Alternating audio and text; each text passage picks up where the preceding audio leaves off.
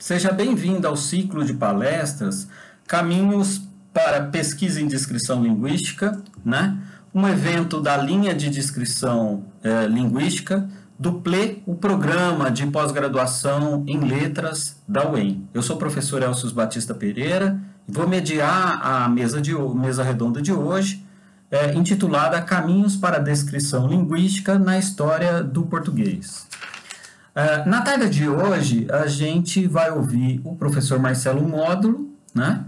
A quem eu apresento agora. Né? O professor Marcelo Módulo ele tem graduação em letras português, francês pela Universidade de São Paulo, o mestrado e doutorado no programa de Filologia e Língua Portuguesa dessa mesma universidade.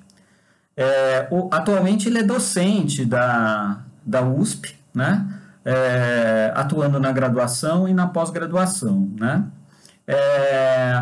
Seus trabalhos versam sobre linguística e filologia, atuando principalmente com morfossintaxe do português em perspectiva cognitivo-funcionalista e filologia, com a crítica textual, que é um dos temas, o tema da fala de hoje. Né?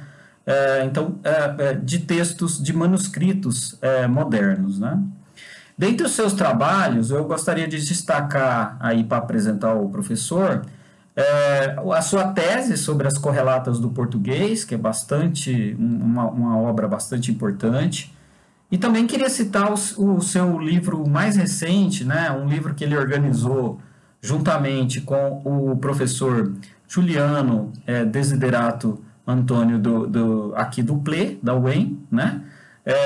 O livro Espanhol, Línguas Indígenas e Português, Múltiplos Enfoques Funcionalistas, aí, que saiu então recentemente, né? Saiu agora no ano de 2020, né? Também gostaria de recomendar, né, para todos aqueles que estão assistindo hoje, a leitura de um dos seus artigos, também publicado agora recentemente em 2020, que é o projeto de Bruxas Paulistas e a edição de de processos eclesiásticos, né, que foi publicado então em 2020 pela Estudos Linguísticos, né? E esse artigo versa exatamente sobre o tema que o professor nos presenteará na sala nesta tarde. Né? Feito a apresentação do professor, eu passo a palavra para que ele, então, realize a sua palestra. Muito obrigado. Boa tarde a todos.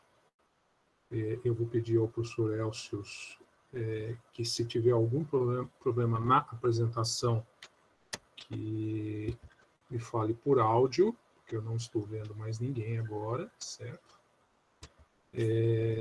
Bem, eu gostaria de agradecer ao convite feito pelo professor Elcio e o professor Juliano.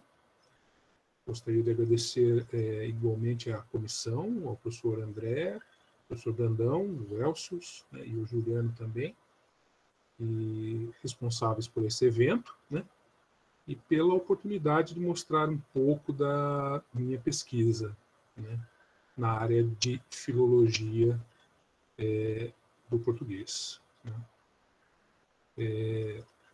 Bem, eu vou encaminhando esse PowerPoint, vou fazer uma leitura, eu vou passando o PowerPoint. Né. Esse trabalho faz parte do meu trabalho, né, como filólogo, né, que é a edição filológica de processos eclesiásticos setecentistas sobre feitiçaria. Né. Esse material, né, está dentro do projeto Bruxas Paulistas, né, edição filológica de documentação sobre feitiçaria, né, que é composto pelas professoras, a composição das pessoas que estão participando mais assiduamente, a professora Helena de Oliveira Beleza Negro, né, e a professora Natália Reis Fernandes, pela mestre Narayan Pereira Porto, e pelo meu mestrando, Fábio Garcia dias. Né? A edição filológica de processos eclesiásticos do século XVIII, né, corpus do projeto Bruxas Paulistas, edição filológica de documentos de documentação sobre feitiçaria, é o nome completo do projeto, está sendo realizada sob a perspectiva da curadoria textual, metodologia pela qual o filólogo cumpre o papel de restaurador dos textos. Marcelo, Oi? perdão, você consegue falar um pouquinho mais alto ou mais próximo do microfone? Tá. Vou tentar chegar melhor. Melhor? Perfeito. Perfeito. Tá. Voltamos, então. Esse trabalho de edição de material antigo, como eu vou mostrar mais para frente, né, é um trabalho de filologia, de crítica textual, que é uma das frentes de trabalho minhas aqui da faculdade, de outros colegas também, né, no qual nós fazemos uma edição de documentação antiga, né, para estudo linguístico. Mas como que eu posso, como que eu devo fazer essa documentação, estudo dessa documentação antiga? Né? Qual metodologia que o filólogo cumpre, né, como restaurador desses textos? Né? Ele acaba sendo um curador textual, né, na medida que ele administra o bem de outrem, mas não é o autor desse texto. Ou seja, ele não edita um texto arbitrariamente. Né? Nós sempre criamos normas editoriais, né, para editar um texto antigo, e essas normas editoriais, na medida do possível, são normas conservadoras. Ou seja, quando nós vamos estudar um documento filologicamente, quando nós vamos ler um documento, como o professor Emílio, né, colocou muito bem aí, uma documentação riquíssima na apresentação que ele fez, né, nós temos que fazer uma edição conservadora para tentar manter as marcas linguísticas desse documento, né, para que elas possam ser trabalhadas, para que elas possam ser estudadas. A gente não pode omitir isso, né? A gente não pode modernizar isso. Sempre optamos aí por cópias semidiplomáticas, né? O que são cópias, o que são edições, perdão, semidiplomáticas, né? São edições muito conservadoras que reproduzem o original, como eu vou mostrar mais abaixo para vocês, reproduzem o manuscrito original, também vou mostrar um trechinho de manuscrito, de uma forma bem próxima ao que seria o documento original.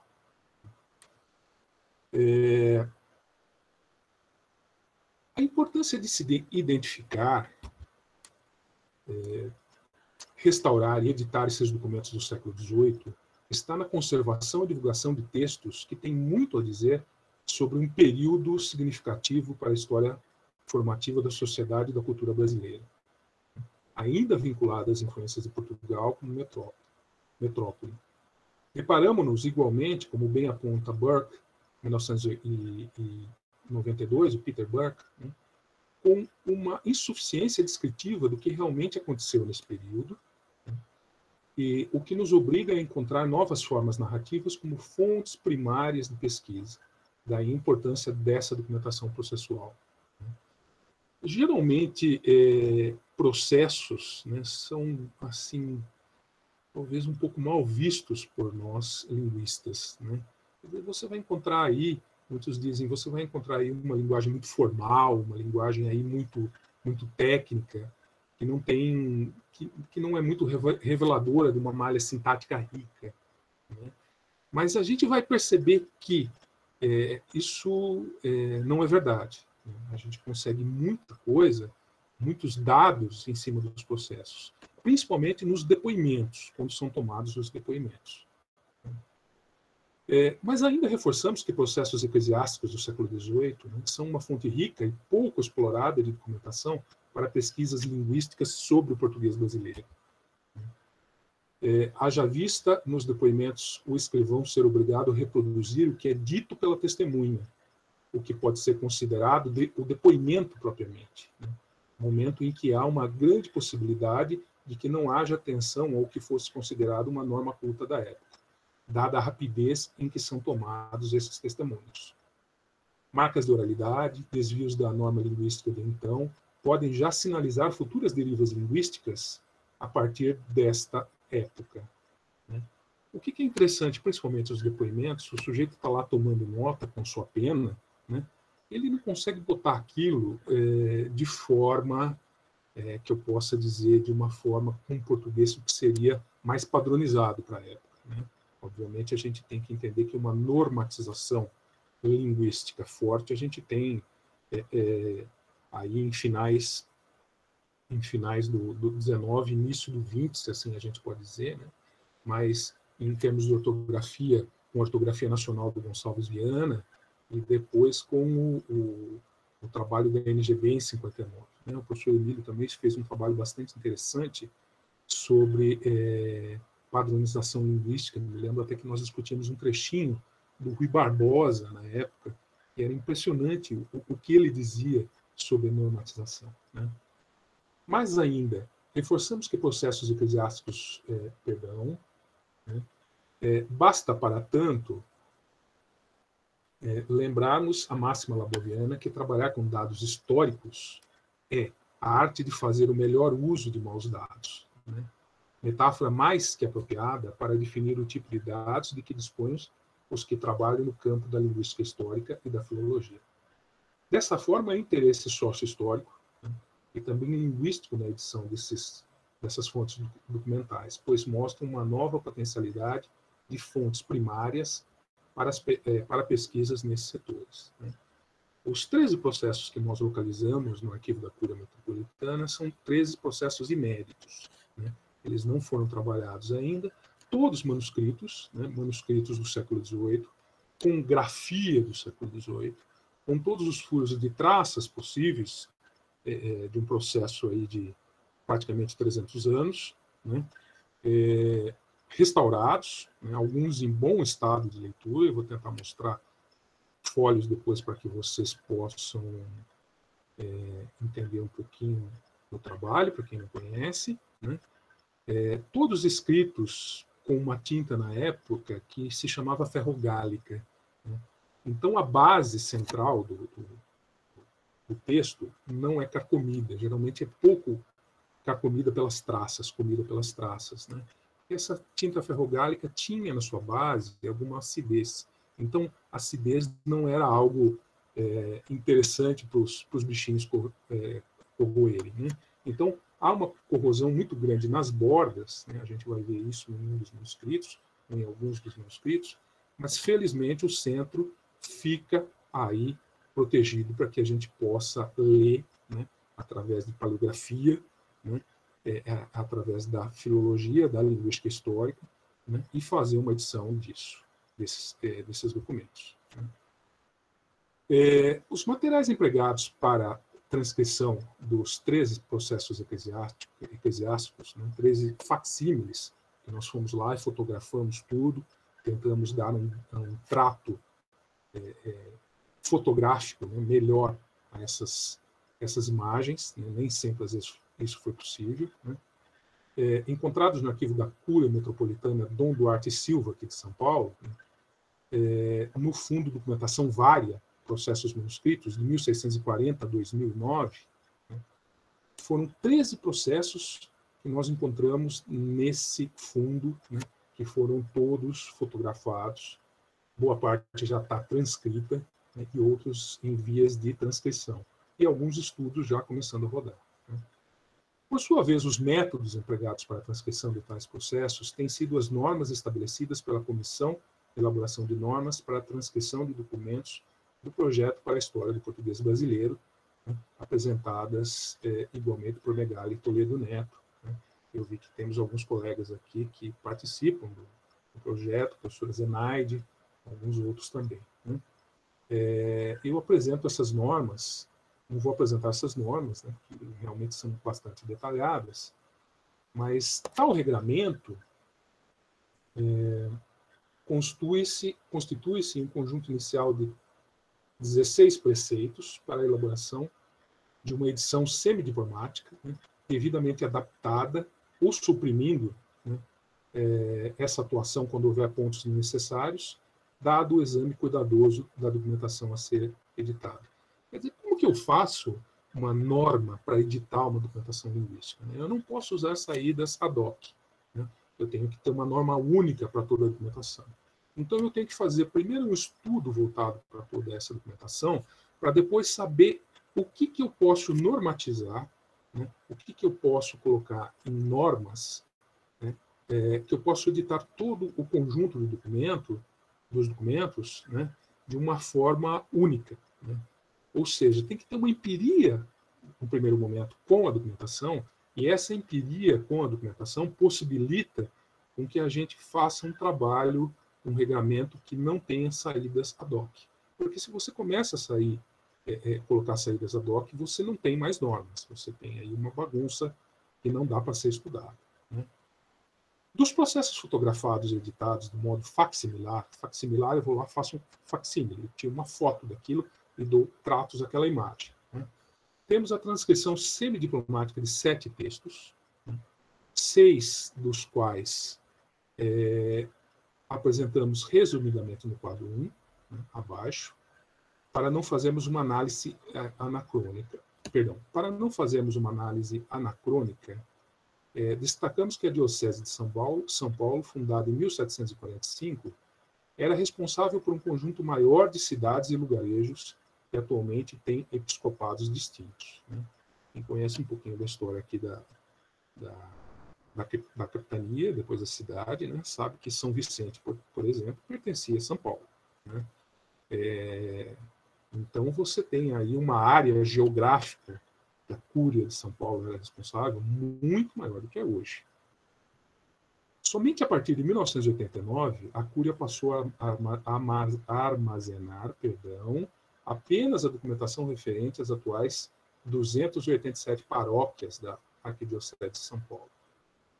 Para maior detalhamento, vide o estudo de Zanon 99, que eu cito no final para vocês, né?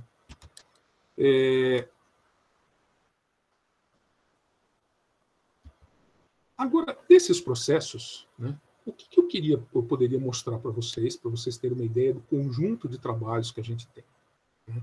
Desse conjunto de textos que a gente tem para análise, né? Por exemplo, a gente tem o processo da Inácia Siqueira e da Martinha de Siqueira e do Isidoro de Siqueira, de 1770, de Itapetininga, aqui em São Paulo, né? É uma cidade na região aí de Tatuí, Cerquilho, a uns 150, 180 quilômetros daqui. Veja bem, pertencia também à Cúria Metropolitana. Esse processo veio parar na Cúria Metropolitana aqui de São Paulo, né?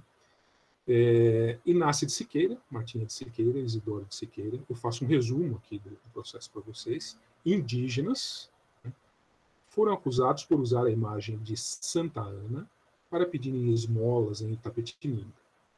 Com o dinheiro arrecadado, faziam comércio de bolos ao som de batuques. As testemunhas do processo também disseram que eles realizavam feitiços, assim como os que frequentavam o grupo de pessoas que faziam e ouviam os batuques. Vários membros da comunidade ficavam doentes e os réus foram apontados como a causa dos incidentes. Todos os processos, a gente ouve que ouvi dizer, ouvi falar, né? Todos os processos envolviam ou questões de judaísmo, ou questões envolvendo os indígenas, né? ou questões envolvendo curandeirismo, que geralmente eram ligados aos indígenas, né? Rituais africanos, né? E por aí vai. Tudo isso era ligado, né, à época como feitiçaria, obviamente, né? Tudo que saía do grande ritual católico cristão na época era tido como feitiçaria. Você tem no segundo momento um processo da Páscoa, né? Que também é interessante, né? De 1749, aqui da cidade de São Paulo, que a escrava Páscoa é acusada de matar diversas pessoas e de ter pacto com o diabo. O autor da devassa afirma que na casa em que morava foram desenterrados malefícios, que eram compostos por ossos de galinha, aparos de unhas embrulhados em um papel, escrito por uma das vítimas. Então tem muito isso de enterrar pote com penas, com ossos de galinhas, com aparo de unhas, com cabelos, né? Um dos seguintes, você tem, esse é muito curioso, né, que é da cidadezinha, hoje a cidadezinha vizinha aqui, Santana do Parnaíba, né, um escravo chamado Patrício Bicudo da Silva. Né. Ele curava as pessoas de mordida de cobra. Ele andava com uma cobra dentro da camisa, né, dentro da camisa, enfiada dentro da camisa, provavelmente tinha quebrado aí, tinha retirado as presas dessa cobra, né? Mas a descrição que você faz no processo é muito curiosa. Né? Patrício, escravo liberto, mulato, solteiro, 26 anos, é acusado de arte mágica. Né? Então veja sempre, tem a questão do curandeirismo, ele era africano, né? Tudo que poderia ser considerado como heresia. Né? O curandeirismo é especializado no trato de mordedura de cobra. Sua arte é dotada de uma ritualística que mescla elementos naturais e sobrenaturais. No campo dos elementos naturais, manifesta-se a limpeza do local da mordedura, eliminando as possíveis contaminações que o ataque do ofídio poderia promover, e um tratamento com o sumo de folhas mascadas. Ele mascava lá as ervas e cuspia aquilo. Né? Em relação ao mágico sobrenatural, Patrício carrega consigo uma cobra viva junto ao corpo que ele manuseia durante o rito da cura. Outro que eu gostaria de falar um pouquinho é um processo de Santos. Santos também pertencia à Diocese aqui de São Paulo. Né? Joana e Isabel, né, 1759, esse processo, usavam de feitiçaria para matar pessoas. Uma das testemunhas afirma que encontrou uma panela cheia de raízes, ossos e folhas enterradas na entrada do sítio do Senhor de Joana e Isabel. O intuito dessa magia era mofinar, né, Bento de Castro e matar sua esposa. Né? Mofinar aqui provavelmente no sentido de adoentar, de criar doenças a Bento de Castro e matar sua esposa. Tem ainda de Leonor de Siqueira e de Ana Francisca, de 1771. Né? Leonor de Siqueira e sua filha Ana Francisca são acusados de realizar feitiçarias para transformar Manuel José Barreto, marido de Ana Francisca, em pateta. Né? Curioso aqui o uso do termo de pateta, né? No sentido provavelmente de abobalhado. Né? Veja bem que muitos desses processos, obviamente, né, eu vou ter aí construções, isso óbvio, né? E léxico que eu tenho que recorrer a outros dicionários, que eu tenho que recorrer ao Moraes, ao Domingos Vieira, ao Caldas Aulete, ao Bluetooth, porque eu não consigo sanar com dicionários contemporâneos, com dicionários modernos. Né? E o que interessa para a gente, para mim, construções sintáticas, né, que já começam a aparecer, que eu vou falar um pouquinho delas no final. Né? O documento conta com relatos das testemunhas arroladas no caso. Tem outro processo, esse já foi transcrito, já é a dissertação de mestrado da Narayan Pereira Porto, né? Um processo longo, né, da Teresa Leite e da escolástica Pinta da Silva. Né? Veja bem que o sobrenome aqui concorda com o prenome. Né? Isso era muito comum no português antigo. Né? Escolástica não é escolástica Pinto da Silva, escolástica Pinta da Silva. Teresa Leite e escolástica Pinta da Silva foram acusadas de feitiçaria e da morte de Manuel Garcia, marido de escolástica e genro de Teresa Leite. Além de serem acusados de feitiçaria e de terem pacto com o demônio, diziam que elas provocavam doenças sucessivas na vítima. Também foram acusados da morte de outros 2 homens. Né? O processo chega a ter algumas partes que a gente poderia até dizer que é literatura fantástica, aí, né? Porque fantástico no sentido de gênero mesmo. Né? Porque fala uma parte que onde ela colocava a mão, né, e nascia uma ferida depois no lugar que ela sentava a mão no braço das pessoas, né, da Teresa. Né, onde ela colocava a mão causava isso. Bem, O que me interessa, para dar um exemplo, naturalmente eu não vou conseguir falar de todos esses processos, né? Mas eu consegui separar um, que é o processo da Santa Joana Gil, né? E sua sócio-história, né? E suas contribuições morfossintáticas, né? Essa Joana Gil, né, e a prima Lucrécia eram da cidade de hoje de Mojimirim. Né? O povoado de Mojimirim, né, na época tinha mais caiapós praticamente do que brancos, do que portugueses. Né? Iniciou-se por volta de 1720, né, com a passagem de bandeirantes paulistas que se dirigiam ao estado de Goiás em busca do ouro. Esse arraial, então chamado de Mojimirim, né, Mojimirim, que em tupi antigo significa Pequeno Rio das Cobras, já possuía bom número de habitantes em 29 de julho de 1747, quando começam a ser cavados os alicerces da primitiva igreja matriz de São José. Com a construção da matriz, a freguesia foi criada em 1751, né, desmembrada da então freguesia de Nossa Senhora da Conceição do Campo, atual Mogi Guaçu. Né? Quem conhece a região aí sabe que as duas são muito próximas. Foi nessa freguesia que Joana e Lucrécia Gil, primas, agiam em conjunto no sítio das Caveiras, né? Bairro das Caveiras. A denúncia ex officio de 1758 relata uma longa acusação contra essas mulheres, né? São 847 linhas de texto, que diziam promover milagres quando afirmavam que as imagens de Jesus Cristo e de Nossa Senhora do Rosário se deslocavam do oratório até a cama de Joana e que lhes passavam mensagens premonitórias, anunciando um grande castigo para a freguesia. Além disso, tais estátuas apareciam manchadas de sangue e corriam por seus olhos. Roupas e ouvidos, perdão. O acontecimento espalhou-se na vila e a distribuição de partes das vestes dos santos foi realizada entre os moradores, que acreditavam no suposto milagre e no dom premonitório das acusadas. No final, as acusadas foram absolvidas e apenas sofreram a pena de serem castigadas pelo tio, o Manuel Antônio Gil.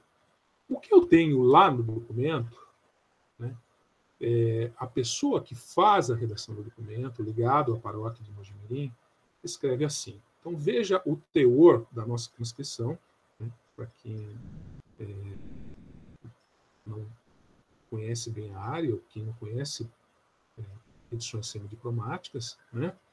Resolvi e aconselhei ao dito Manuel Antônio se retirasse para casa e castigasse bem a ambas denunciadas, e lançasse de sua imaginação fora o errôneo conceito em que estava de serem verdadeiras revelações e verdadeiros milagres os que noticiava, e que não publicasse coisa alguma sobre a matéria, por evitar cisma. Quer dizer, o pároco aí, a pessoa ligada à igreja que estava trabalhando esse processo, não queria nenhum cisma, nenhuma divisão. E que não parando os milagres, nem ele parasse com as afrontas, e que de qualquer novidade que houvesse, me tornasse fielmente a noticiar, para prover-lhe o remédio. Assim prometeu cumprir o dito Manuel Antônio, e com efeito me contou castigara a ambas denunciadas. Ou seja, o pároco falou, você volta para casa e dá uma coça, dá uma surra nas duas, né, para que elas parem de falar isso, para que elas parem de dizer isso. Né. A denúncia, né, parece corroborar os estudos de que não houve, na região sudeste brasileira, visitação oficial do Tribunal do Santo Ofício, né, nos moldes como tivemos na região norte e nordeste no Brasil, conforme aponta a CIS 2002, né, que eu cito na bibliografia também. A presença da Inquisição no Brasil relaciona-se à atitude de expansão dos órgãos de controle do próprio Estado. Lembremos, contudo, que o Brasil estava sob a tutela do Tribunal do Santo Ofício de Lisboa, não havendo a instauração formal de um tribunal inquisitorial específico para a América Portuguesa, limitando-se a visitações esporádicas e a presença de familiares do Santo Ofício. Das 3 visitações conhecidas no Brasil, friso essa parte, 1591 a 1595 na Bahia, Pernambuco, Itamaracá e Paraíba, 1618 e 1620 também na Bahia, e 1763 a 1769, Dom Pará. É significativo que as 2 primeiras ocorressem durante o período de União Ibérica, o que parece representar mais uma política de ideologia expansionista do governo filipino do que aquela de até então seguida pelos portugueses. Os inquisidores, por seu turno, né, nomeavam clérigos que seriam os responsáveis pelo controle dos hábitos e costumes na colônia portuguesa, cujo objetivo principal era exterminar qualquer prática diversa do catolicismo. Fato verificado nesse processo mogeniano, que evoca poderes sobrenaturais às acusadas. Não só os padres eram orientados a observar o comportamento dos fiéis. Além desses, qualquer pessoa poderia acusar outra, inclusive anonimamente, o que propiciava a vingança entre vizinhos ou parentes, em decorrência de desavenças cotidianas. Havia uma lista preparada pela Igreja, na qual constavam os que eram considerados crimes de heresia, dentre os quais se incluía feitiçaria, né, como eu já falei, práticas judaicas, bigamia, adultério, sodomia, entre outros, conforme já apontados por Siqueira, Mendonça e Moreira, que também cito abaixo. Siqueira, 78, Mendonça e Moreira, 80. Nessa mesma esteira, uma das testemunhas desse processo, Francisco da Costa Leme, atesta que a família Gil era mordida de judaísmo. Né? Veja o trechinho que ele coloca isso. Esses números laterais que eu coloco, né, são divisões de 5 em 5 linhas na transcrição do manuscrito. Né? Mas ouviram murmurar sobre o apelido de Gil. Né? Eles usam o apelido aqui, naturalmente, ainda como os portugueses o usam. Né? Apelido como sobrenome. Certo? Dessa forma, que certo homem em Mogi Guaçu, o que significa esses colchetes com pontinhos dentro? Né? É trecho que eu não consegui ler, é trecho que deve estar corroído no papel, ou que deve estar borrado no papel. É um trecho que a traça foi lá e cavucou tudo no papel, misturou tudo, então eu não consegui ler. Então eu consigo ler uma letrinha N no final, né? E eu dou sequência ao texto. Né? N pedir o casamento de um filho seu, para que não casasse nesta família, dizendo ser mordida de judaísmo. Quer dizer, a família Gil era mordida de judaísmo. Né?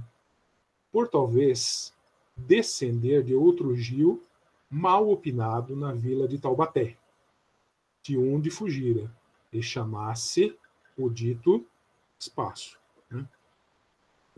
Vocês vão... Essa transcrição também, nós optamos aí por separar os vocábulos fonético-fonológicos. Né?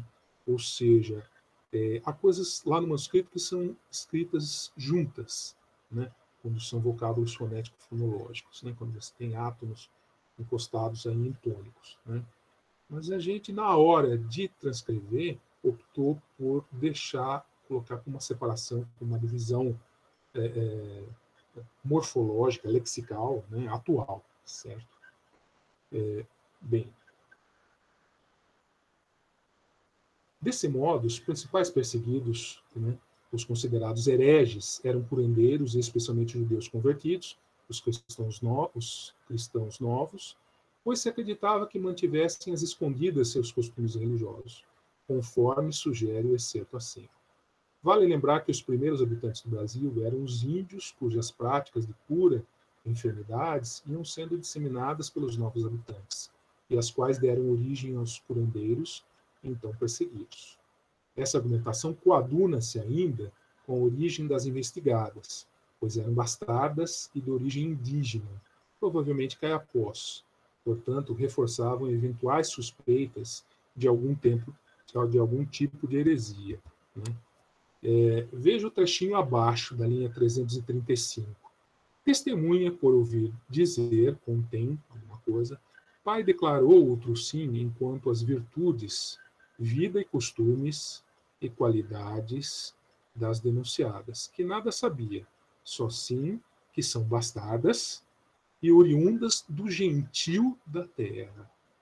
Veja bem, isso novamente se fecha, se coaduna, né, com o perfil que a gente tem historiográfico, né, da povoação dessa região de Mojimirim, Mogi Guaçu, nessa época, né, um alto índice de índios caiapós.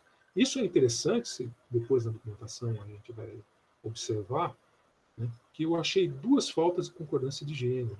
Né? O Emílio falou bastante sobre contato linguístico, né? Isso pode ser alguma coisa interessante se a gente conseguir mais exemplos e conseguir mais material para ser pesquisado aí. Esse processo seguiu as seguintes etapas, né? Quer dizer, para vocês terem uma ideia como funcionava isso, a denúncia feita pelo promotor eclesiástico, né, cometendo a descrição do suposto crime contra a igreja, os testemunhos tomados de 5 pessoas que teriam presenciado os fenômenos, as decisões tomadas pelo juiz eclesiástico encarregado do caso e recomendando uma posse às moças, né, eram as duas primas. Né. Essa organização tripartite refletia em seus pormenores a legislação presente ainda nas ordenações filipinas de 1595, que é o que valia, né. Compêndio legislativo que vigorava tanto no Brasil como em Portugal, trazendo disposições sobre crimes, destacando-se para o caso em tela, a apostasia, né, a adoção de outra religião pelo cristão, e a feitiçaria, que incluía a adivinhação e a invocação de espíritos. As penas variavam desde o confisco de bens até a condenação à morte na fogueira, pois se pregava que o fogo queimaria os pecados e expurgaria o espírito demoníaco possuidor do corpo condenado, dando-lhe uma nova vida. Né? Essa ideia que a gente vê, que a gente conhece, que a gente vê em filmes, o que a gente vê retratado na história das bruxas sendo queimadas, né?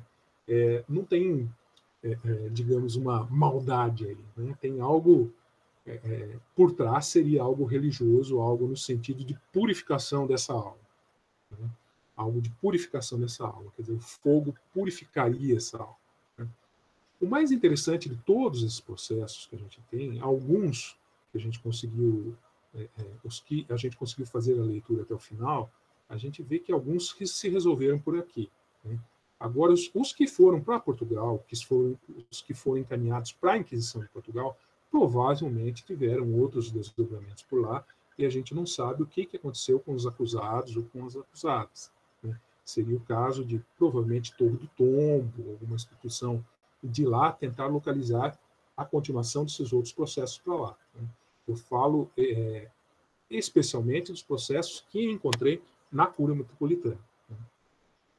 Os juízes eclesiásticos funcionavam como peritos que avaliavam a existência de ofensa à religião, de modo a evitar a condenação de inocentes.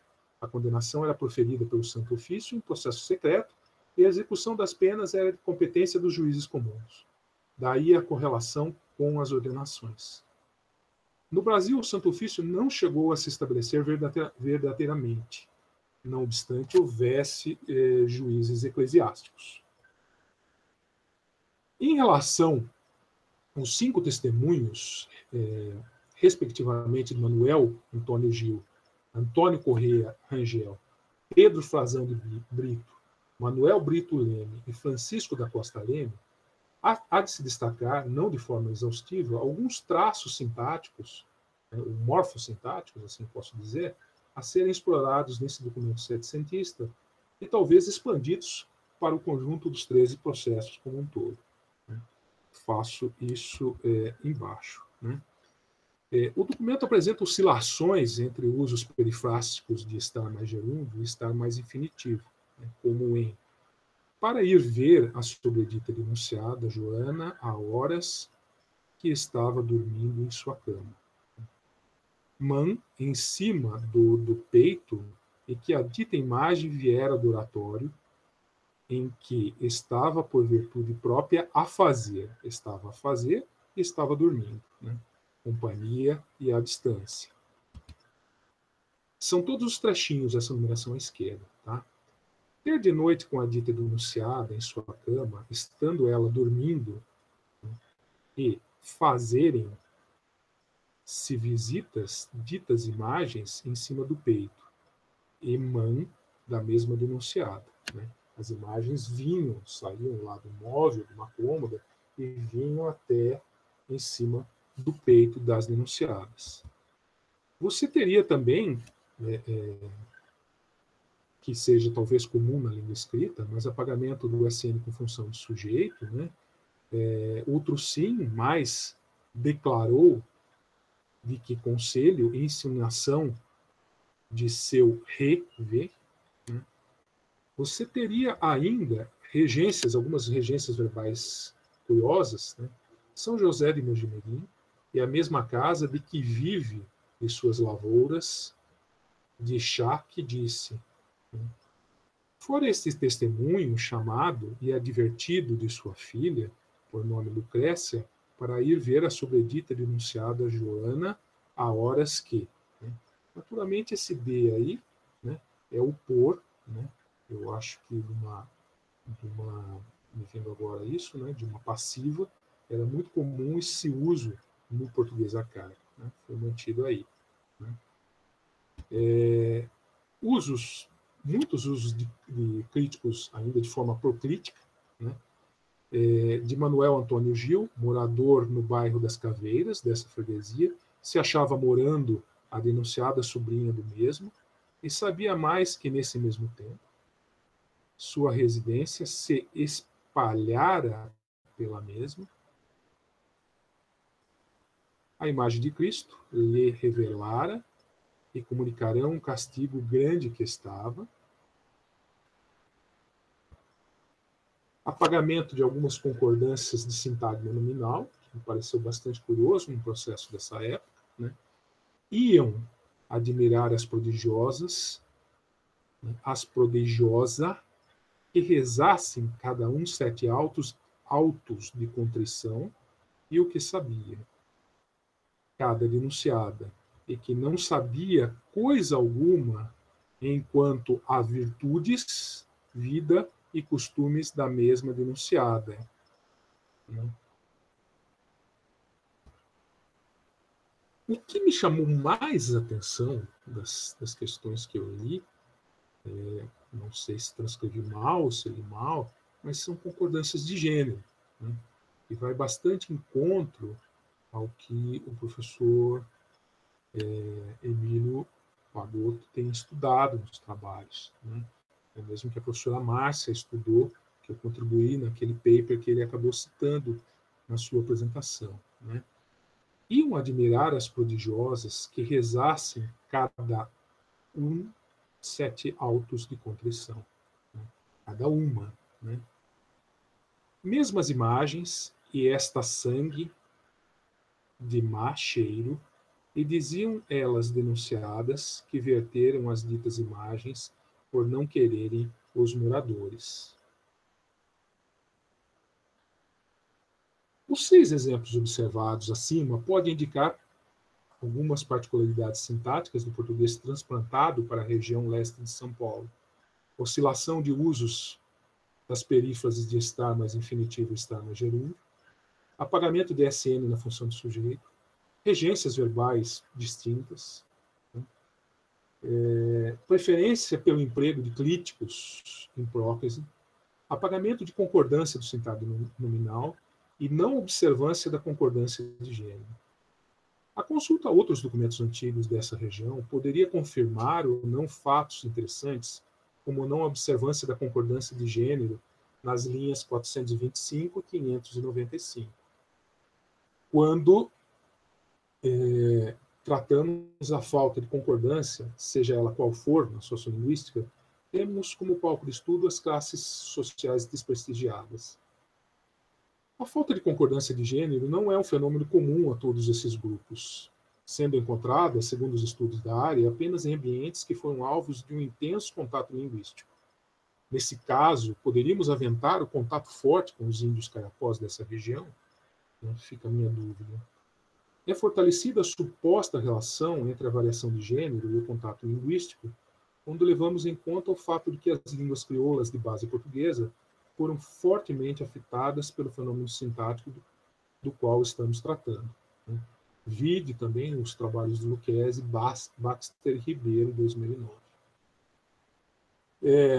Outra metodologia que poderia vir a ser empregada para a abanação de eventuais particularidades sintáticas seria a gravação de falantes dessa região, pessoas idosas de preferência, com pouca alfabetização, residentes em povoados os mais afastados da mídia.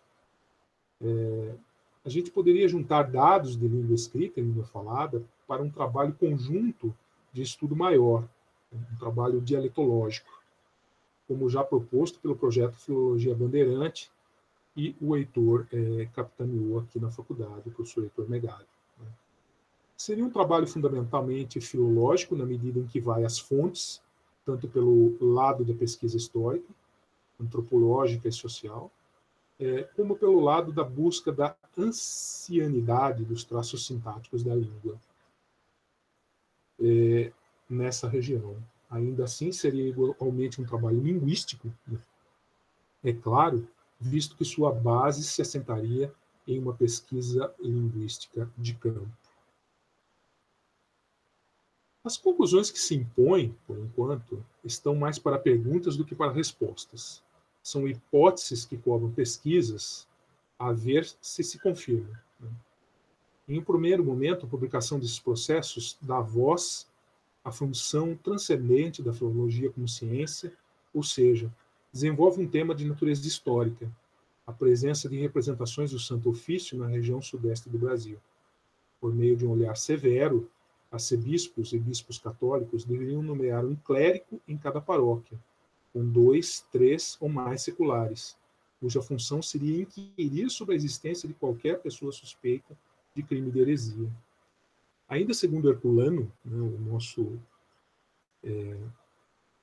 conhecido autor português, ele tem uma história da Inquisição, Herculano 69, a edição que uso, os barões e os senhores de terra e os prelados das ordens monásticas ficavam, além disso, obrigados a procurá-los nos distritos ou territórios de sua dependência, nos povoados e nas selvas, nas habitações humanas e nos esconderijos e cavernas. Ou seja, haveria uma verdadeira caça. Igualmente, esses vários processos recuperam vozes outras. Isso eu acho muito bacana, em que pese a opressiva mediação institucional da Inquisição. Esse projeto permitirá aos historiadores entrever o não dito por meio do dito, isto é, perceber até onde for possível aspectos da sociedade colonial paulista implícitos em palavras e eventos registrados nesses documentos. Pensamos, por exemplo, no lugar e na condição da mulher nessa sociedade tão estratificada em que prepondera o poder do homem, inclusive entre os brancos. Tais pesquisas poderão ainda acenar para eventuais soluções relativas às diversas questões levantadas pela literatura linguística contemporânea, como a da procedência dos portugueses que para cá trouxeram a língua, a da retenção linguística de traços desse português, ou do português resultante do contato com línguas diversas, indígenas ou africanas, conforme já explorado no artigo citado Oliveira, Zanoli, módulo 2019, e nas transformações linguísticas pelas quais a língua passou esse seu processo histórico em nosso país. Eu uso essa bibliografia, que vai ficar depois disponível, o Assis, Burke, Fernandes, Ferreira, Herculano, Labovio, Dante, Lucchesi, Megali, Mendonça, os conceitos de língua geral utilizados pela gente, aí, Oliveira, Zanoli, módulo, Siqueira, Zanon. Eu gostaria ainda de mostrar um trecho de um processo a vocês, para vocês terem uma ideia de desse trabalho. Estou voltando aqui. Elcio, já tem quanto tempo ainda?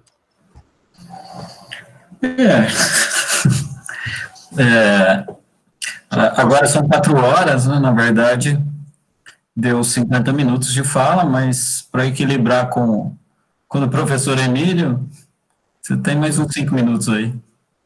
Tá bom, o professor Emílio fala bastante, eu sei. Ele vai se preparar.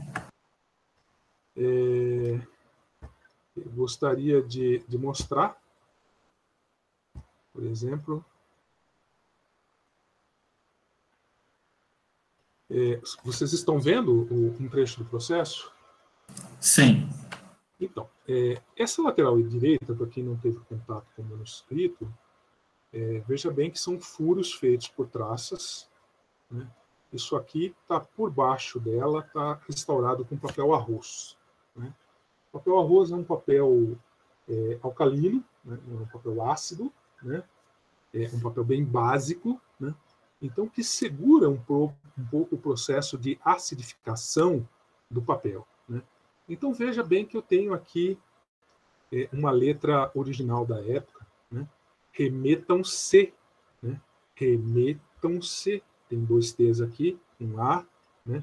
Um O, que a gente ficou discutindo muito na tese da Helena, né? Se era, o Emílio, por sinal, estava presente nessa tese, né? Se era apenas se era um acento agudo, né? Ou se era apenas o traço da pena, que o cara não consegue fazer a minhoquinha certinha, ele foi lá e bateu, né? Então ele bate a pena e fica isso daí parecido como o tio, né? Remetam-se estes autos em segredo, né? Veja bem que em segredo está tudo junto aqui.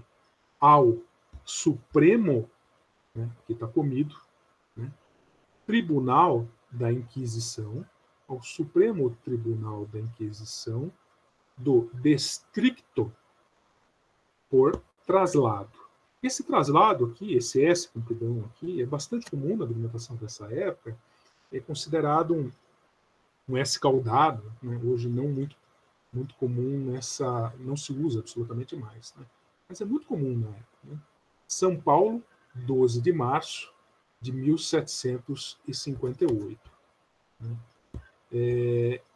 Eu vou tentar, para vocês terem uma ideia de como essa documentação foi feita, a transcrição dela foi feita ladeada, né? Olha, uma letra que mais difícil de ler, porque eram várias pessoas, eram outros punhos que a gente escreve, eram outros escrivães, né? Veja aqui, é bem visível a lateral comida por traços. Elcio, é possível ver esse também, né? Sim. Né? Documentação antiga. Né? Podemos pegar um outro, só para vocês terem uma ideia do que a gente enfrentou, do que a gente enfrenta. Né? Essa é uma letrinha mais bonitinha. Né? É uma letrinha que a gente consegue jogar aí num programa de imagem, consegue esticar ela bonitinho, né? Consegue clarear bonitinho, dá para ler com mais facilidade, né? Dá para ler com um pouquinho mais de facilidade. Obviamente que envolve técnica, né? Envolve crítica textual, né? Envolve edição, envolve filologia, mas envolve também uma boa dose de prática. Por exemplo, a Maria de Fátima, que está assistindo aí, já tem bastante para a leitura desses documentos. Né? Então, é uma documentação que a gente precisa levantar para realmente construir uma história do português brasileiro, né? A partir desses núcleos regionais, né? A partir desse belíssimo trabalho que o professor Emílio apresentou, e para que a gente tenha documentação criteriosa, né? Documentação bem editada, a gente disponibilize isso e para que a gente tenha uma documentação bem editada para que a gente possa retirar dados linguísticos disso. Bem, é isso que eu gostaria de mostrar a vocês um pouquinho, né? fico à disposição depois para mostrar, se alguém quiser dar uma observada, mais partes do projeto, né? Aqui tem essas rubricas no final, né? Veja Matos, Manuel Paes Garcia, né? Eles fazem uma rubrica, tipos de selos nos finais, né? Então, isso é o trabalho que nós fazemos aqui, o primeiro trabalho de edição dessa documentação, para depois fazer os estudos, e achei algumas coisinhas que me pareceram interessantes nesse processo que eu quis levantar e vão bem de encontro ao trabalho feito pelo professor Emílio Pablo. É isso.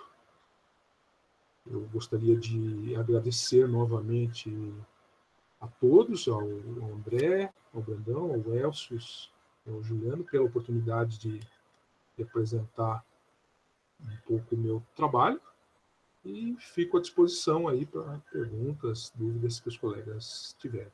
Muito obrigado.